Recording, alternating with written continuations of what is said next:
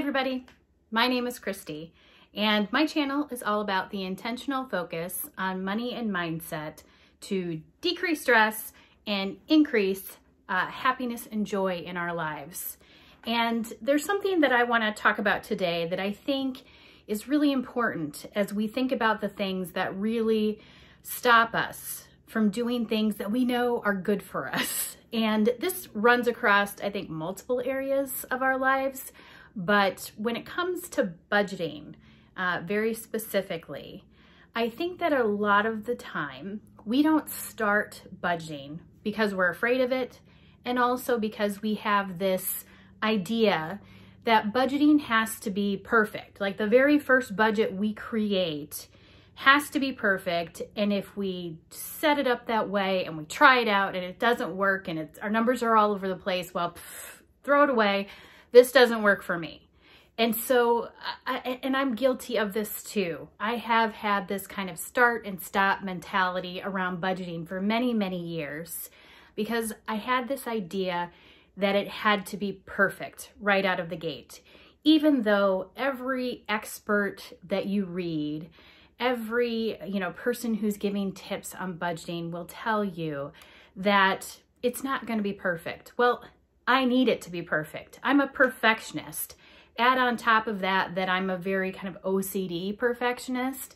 That does not work very well for being able to do something that's incredibly analytical, like budgeting, and have this idea that something is going to be wrong. So the way that I figured out how to get around this idea of having it to have to be perfect, there were actually a couple of things.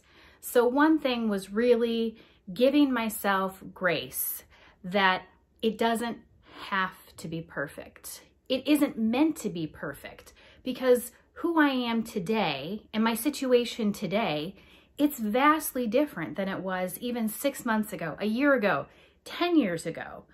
Why would I expect something that is so critical to my financial success to have to be the same or stagnant forever? What I create today, it's set in stone. That's not realistic, actually, because this becomes a living, breathing document and something that can be changed. And just kind of giving myself that space and that permission to go, okay, I can try this out. I was watching a video because I'm addicted to budgeting videos on YouTube, like I'm sure you are, or if you're watching this. I saw a video, and I'm gonna go find it. I've seen a couple of this particular YouTuber's videos before, but I was just looking for the video now. But she said something that I actually had never heard of before, so I'm definitely not taking credit for this. I'm gonna find the video, I'm gonna link it below so you can hear it right from her. But she was saying that she suggested creating 3 different budgets, kind of a gold, platinum, silver kind of, the whole metal type of idea, where you create different budgets and try them out. And you might have something happen in your financial future that is coming, like, the stimulus check, or perhaps you're going to be getting money back from taxes, or you're going to be having a commission payment come up, where you could use the higher level budget for that particular month, but then scale it back to one of the other levels for a more regular month, or a month where maybe something happens where your income isn't going to be as much as it was the previous months. And I really like that idea and that concept of being able to be flexible and have a couple different variations of your budget based on what is going to be happening. So again, not my idea. I'm not going to take credit for it. I will find that YouTuber's video and link it below, but I love that idea because, again, you don't have to be perfect and have one budget that is set in stone. The other thing that I would say that has really helped me out of the gate be pretty good on the numbers that I initially started out with, which, my budget still isn't perfect, and I haven't been doing it that long. But my numbers aren't fluctuating that much. And that's because I did the thing that you're always supposed to do, but I really wonder how many of us actually do it. And that's going backward 3 to 6 months of your bank account and credit card statements and figuring out how much money you're actually spending in different categories. Because let's face it, knowledge is power.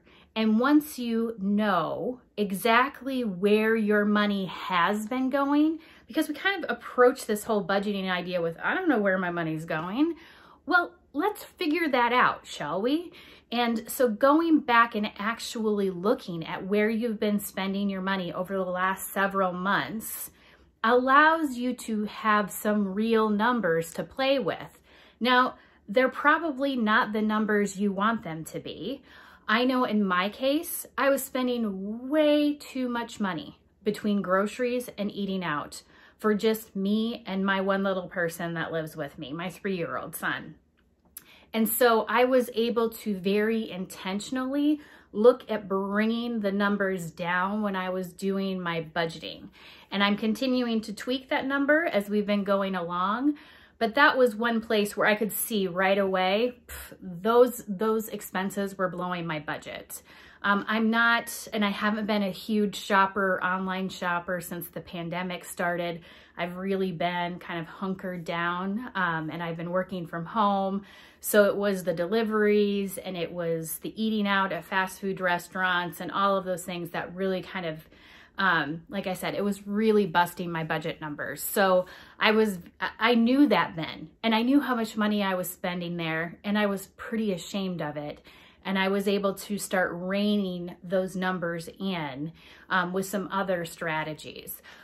But I knew what I was starting with. I knew what the base numbers were. So going back and taking that very first step of looking at what you have been spending your money on, I wouldn't dismiss it. I wouldn't skimp on it.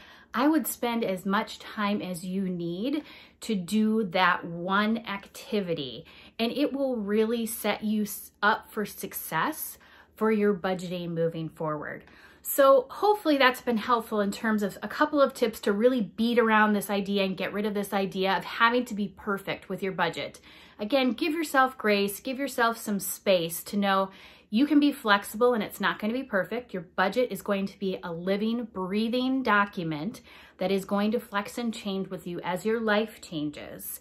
And be sure to arm yourself with data that's available to you to really start with that really good core foundation around your spending habits. And then just start. I mean, that's at the end of the day what you need to do. Take pen to paper, do an Excel spreadsheet, whatever you like to do, the best way for you to be able to document this, and then just start.